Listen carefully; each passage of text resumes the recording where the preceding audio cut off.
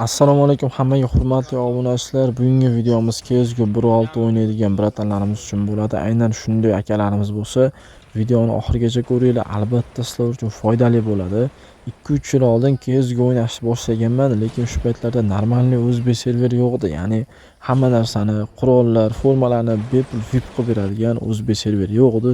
Aynan shuning uchun rus, qozoq yoki ukrain serverlarda o'ynashga majbur bo'lardim, lekin ularda normalniy muomala qilmasdi o'zbeklarga, tilni bilmasdik, gaplasha olmasak, maza qilib o'ynay olmasdik. Xullas, natsizm, shunga o'xshagan yoqimsiz muammolar bo'lardi yoki bizni kick qilib yuborishardi. Xullas, maza qilib o'ynamasdik-da.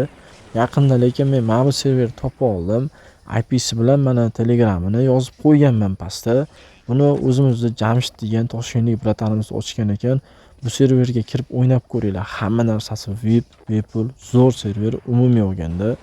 Xo'sh, bepul qurol beriladi, bepul forma beriladi, 24/7 ishlaydi, mikrofon ochiq, aptechkalar 2 xil tur bilan bor.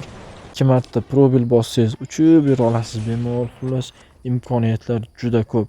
Serverda o'zining qoidalari bor. Qoidalar Telegram kanalida, gruppada bor.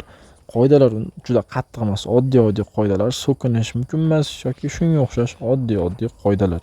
Kirib o'ynab ko'ringlar. Agar shunaqa o'ynay olmayotgan, bir normalniy o'zbek server topa olmayotgan bolalar bo'lsa, shunga kirib o'ynab ko'rsanglar, menga rahmat aytasizlar.